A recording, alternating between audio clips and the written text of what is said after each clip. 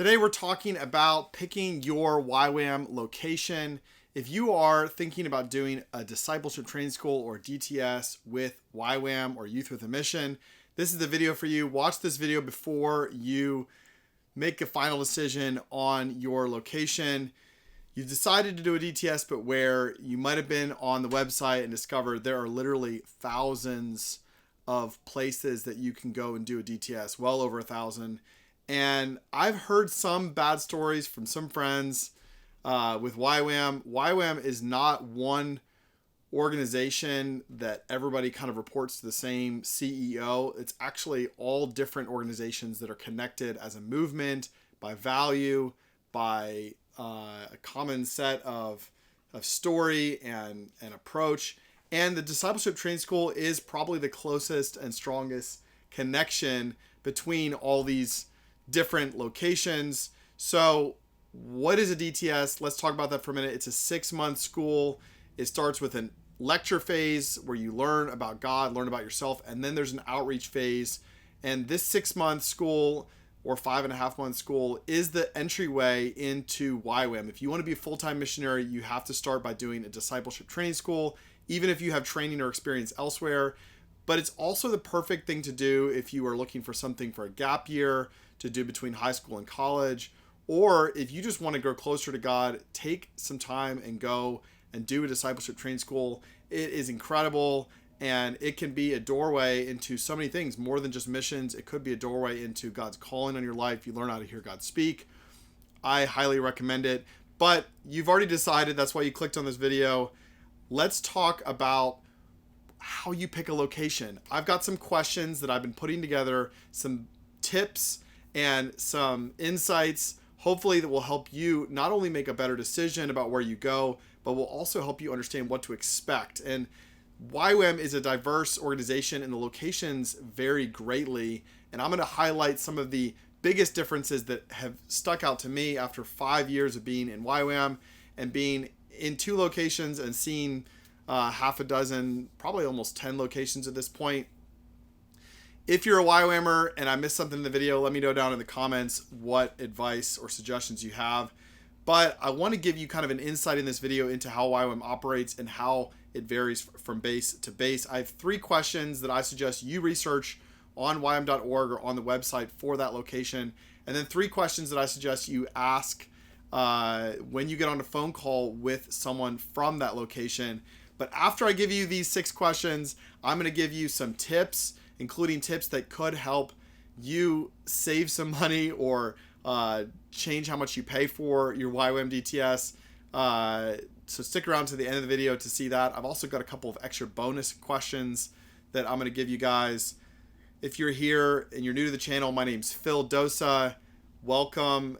Subscribe if you're interested in going all in for Jesus. That's what I'm passionate about. And I do that with YWAM. I'm full-time with YWAM. I'm not going to mention where I'm staffing today because I don't want you to come to my location. I'm trying to promote YWAM in general and help you make a better decision. So I'm not going to promote any one location today. This is the true answer behind how you should pick a YWAM location is ask the Holy Spirit. Ask God, where should I go? Pray. Ask someone to pray with you. Ask God to give you a city. Ask God to give you a country. God wants to speak to you. He wants to lead you even in this part of the process. You might have a comfort zone. You might have an interest. Ask God, submit that to Him, surrender it to Him. I think the most important thing is that we follow God in this.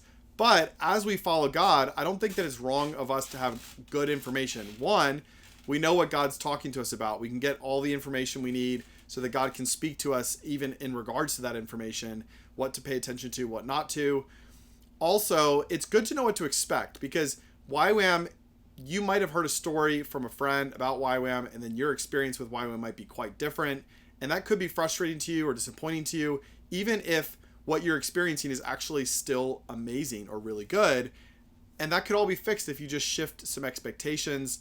That's what I'm hoping that you come away with this video is asking some questions and answering some questions that will help you understand what to expect from the YWAM location that you end up picking, in addition to helping you pick it. So If you haven't been to YWAM.org, I highly suggest YWAM.org as a great place to explore, to look around. On that website, you can actually put in what your passions, your interests are, and you can also put in a continent if you're interested. You can do one or both of those options, and it will point out to you places that run a discipleship training school, specific schools even, that connect with that focus or passion or that are engaging in that area of the world. And I really think that this is an incredible tool, and there's literally thousands, again, of options on there. Go explore, go look around. But after you've done that, you might be trying to figure out, okay, how do I narrow this down? What am I looking for? What is going on with all these locations? How do I differentiate between them? They all kind of look the same, or at least it's hard to get a good bit of information. So I'm going to give you some questions to answer online that you can research, and then that will actually give you information. I'm going to explain to you what those questions will tell you about the YWAM location.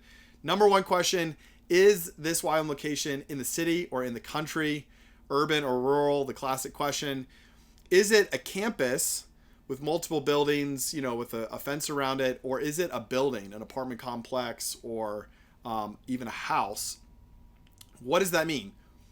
You can go on to, how do you find this? You can go on to YWAM.org, find the website of a location, go on to Google, put in the address for that location, and look it up. Most of them will show you where their location is, and then you can kind of zoom out and see how far is this away from a city, how far is it away from a grocery store, is it in the country, is it in the downtown of the city. There are YWAM locations that are in the downtown of a city, and there are other locations that go by the name of that city, but they're actually 10 minutes out of town, 20 minutes out of town. They could be in the country around that city. So go pull up the location you're considering on Google Maps. What does this tell you? It tells you if this location is in the middle of the culture, in the middle of the hustle and bustle, a bit crazy. It could tell you that this location is very tight-knit. We're all in one house together. Or it could tell you this location is sort of removed, like a retreat center from the culture, from the people, but it's more, enabling you to focus. It's got better facilities maybe. I'm not saying that one is better than the other, but it's good to know because YWAM, I've seen both. I've seen them in the downtown of a city. I've seen them in the middle of the country. A lot of them are in the country. Just good to know. You also, from looking up the location, can see, where is it in reference to shopping? Where is it in reference to a body of water or the beach? Is it walking distance? Do I have to drive? This is kind of good information to know and to see. If you're in the middle of the city, in the middle of the culture, you're going to get a taste of that culture more so on your lecture phase, and you're going to be more immersed in what's happening there. And some people may love the hustle and bustle of the city. Some might not want that.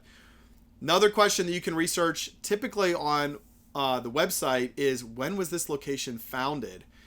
Many of these YWAM locations have been around now for 20, 30, 40 years. YWAM itself is, I believe, almost 60 years old, but the oldest location, I think, is 50. And so go and look it up. Is this a historic location for YWAM? Those historic locations are steady. They're established. They may have lots of schools. They may have lots of ministries there. They may have a long history there. That could be a deep, rich tradition and history to it, or it could be that the base is getting a little stagnant. I'm not saying it's either or, but that's part of the territory you get into when you get with a older hub location. Startups, if it's started in the last 2 or 3 years, they're a bit wild. They're a bit crazy. The people that started it are going by faith. You get to join in the adventure. I think this is a lot of fun, but it comes with, less established, less steady systems. It could be that they don't have tons of buildings, but these can be some amazing places to go, and I think both of them have their benefits. You can typically find that on the website. If you go to their About page, it usually has the story there. That's a good thing to read, understand how this space got there. The third question that you can sometimes find on YWAM.org is, how many full-time staff are there on the space? Sometimes those questions are out of date. You can kind of see when it was last filled in. But this is a great question to know because some bases have 4, 5, 6 established teams, each with 5 to 10 people on them. a hospitality team, a kitchen team, a training team, a media team, ministry team.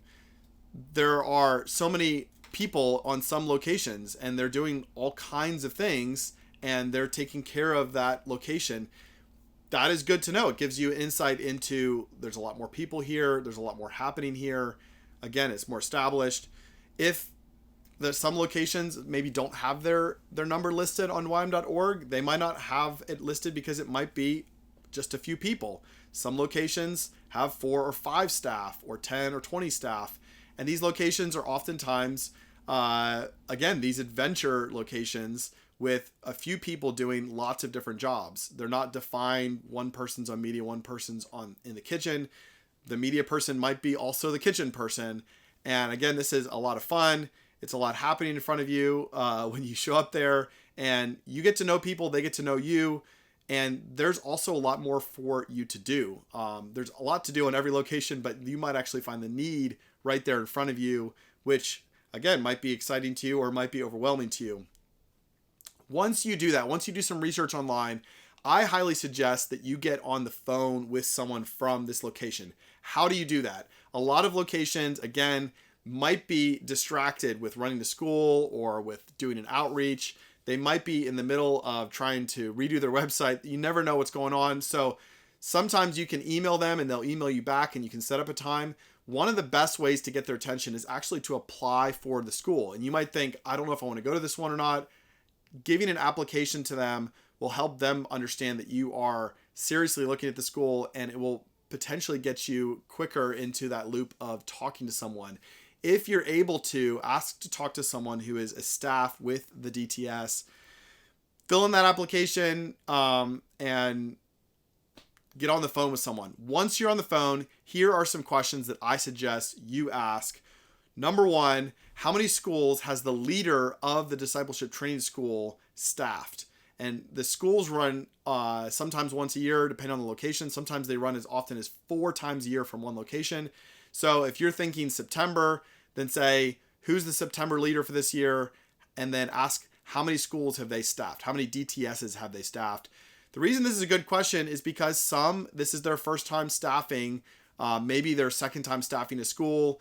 It might be their 10th time staffing a school. It's good to know how experienced they are, because YWAM does value young people and pushes them to leadership, which is amazing.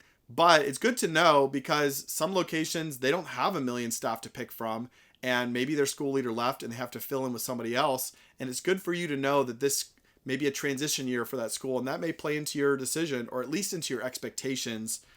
It's also good to know, how old are the staff on the school? How many staff are there for this school?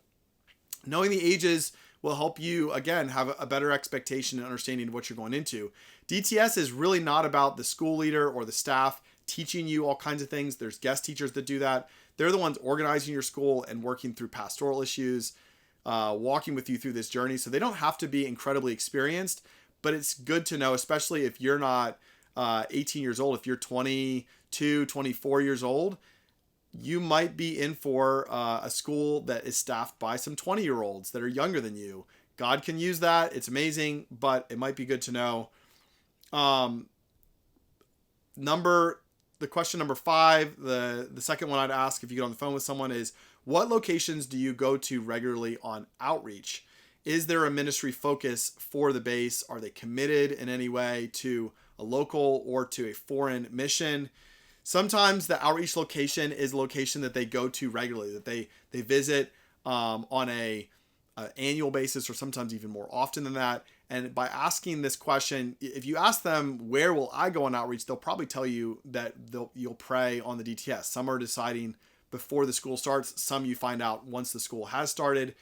And you don't typically have control over that unless they've announced it in advance and you decide not to go to that school to another one. But it's good to know where they're committed or where they've been. It'll give you insight into a potential location you end up at, and it'll give you insight into the interest of that base. The base doesn't have to match your specific interests and passions. This is a starting point in missions. It's going to lay a foundation for your relationship with God and for your work in missions. And you can always switch from one YWAM location to another. So don't feel like your DTS has to be a direct hit on the nation the Lord's called you to with outreach, or on the interest he's given you, though it's not a bad thing. Sometimes bases are focused on certain passions. The base leader might be focused on a passion. It could be injustice, or it could be evangelism, or it could be working in Bible engagement. These are good things to know in advance.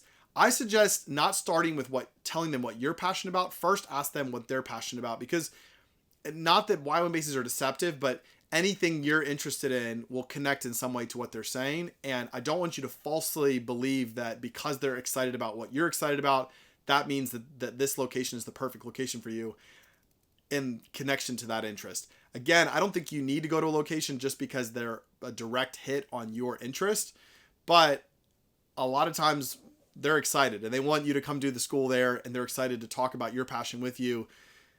Get to know if that is their passion too before you tell them if it's your passion.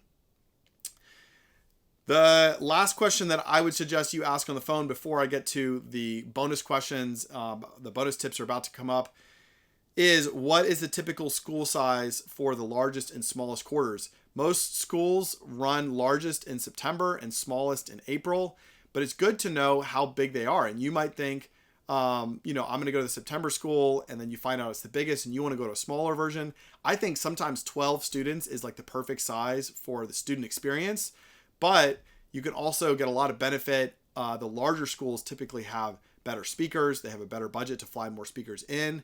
And so there's pluses and negatives to the larger and smaller school size. You could find it run excellently or poorly on both sizes, but the smaller school size means more individual attention and relationship. And if there's issues, those issues are going to be closer to what's going on around you. This is an adventure. YWAM is believing God, following God. And this is not like college where everything is tenure tracks and the professors have all been there forever and it's all been figured out and it's perfectly clear. There is a consistent curriculum between every DTS. They follow the same kinds of topics, but they invite speakers in to speak on those topics. And so you're going to get a similar experience everywhere, but it's going to be obviously different as well. And I think there's some big pluses and some big negatives to both large and small school sizes. But again, it's good to know. So bonus tips for you. Did you know you can do your DTS anywhere in the world? You don't have to do a DTS in your home country. I'm always amazed at how many people don't realize that they can do a DTS in India, or they can do a DTS in Africa, or do a DTS in Asia, that Central, South America, all over the world, you can go and do a school. And when you go to a school overseas, sometimes it can actually be cheaper because the cost of a DTS, this is not a for-profit organization. We're not being paid from what you pay for DTS. The staff are not being paid out of it. We fundraise. So the money you're paying for your DTS is actually the cost of food and housing, and the cost of your outreach is typically food, housing, and airfare. And so if you are in a location that is overseas where the cost of housing is lower, some of these locations actually do outreaches they drive to them instead of flying to them. You could actually end up at a location where, you can find a DTS that costs $10,000. You can find a DTS that costs $5,000. And you might be able to find a DTS that costs even less than that. Not to say that that's the way to go, but if you feel like budget or cost could be the prohibitive issue for you, do some research. You might be able to find a cheaper YWAM location closer to you than you realize. God's going to provide for you if he's leading you to this, but that's good to know. I mean, it's good to be aware of that. And I don't think, for me, going to another nation for my lecture phase and then going an outreach to another location, that's even more fun. And I think a lot of these locations don't get as many students, and so I'm pushing for them. So also check in the countries when you're looking around, where can you get a visa to with your passport, and what's the cost of that visa? The cost of the visa and the cost of airfare to the nation where your YWAM location is, that's on you. So that's an additional cost to the cost of the DTS. And also, you might not realize this, but most YWAM locations actually offer different pricing depending on your home nation, especially if you're from a third world nation or a nation with a weaker currency. You can actually get your lecture phase cheaper in most locations around the world. Again, I suggest applying to DTS to get on the phone with a staff person and start to do this journey with them. Even if you haven't decided, even if you're not sure, they can pray with you, they can talk with you, they can answer your questions. I highly suggest it. 2 more bonus questions. 1, ask the question, how many first-time staff do you have? First-time staff are a typical part of a DTS. They oftentimes play a role in practically running the school. Actually, most of your staff is doing practical work. And so a lot of them are graduating from DTS, and this could be their second go, and they're still getting free, still learning how to love God, still learning who they are in Christ. Even asking, do the first-time staff, are they one-on-one? Do they do one-on-ones? Because sometimes, again, you might end up with someone who is less mature than you as your one-on-one. The one-on-one's not someone that's discipling you. It's simply someone who's processing your experience with you. But it's, again, good to know this. And the final question is, how international are the staff? YWAM is an international organization or movement of organizations, and each country has its own locations, but then people from those nations go elsewhere. And the country that you are going to for your location may have a higher cost, and it may have harder visas to get, which means that location is going to have less international people there. Typically, you're going to still find the nations anywhere you go, but there are certain locations where the nations are rich and others where it's not as common. For example, in America, you're going to find a lot of Americans, a lot of American students, a lot of American staff. I'm not saying that this is a weakness. I'm an American, but you got to love the international flair. And so looking around and seeing what's going on, I think one of the strengths of YWAM is in its diversity and in the fact that it's not just Western missionaries going to the rest of the world. It's the whole world going everywhere. So if you are getting into missions and you are just stepping into this journey, I have a video for you to watch. Some of the things that I wish I had known before I jumped into missions. You could save some time and some pain learning from my mistakes. This channel is about hearing God and stewarding the call that God has on your life. If that's you, subscribe. I want to help you learn how to hear God. I want to help you live for God. And again, click this video if you're getting into missions, and we'll see you guys in the next video.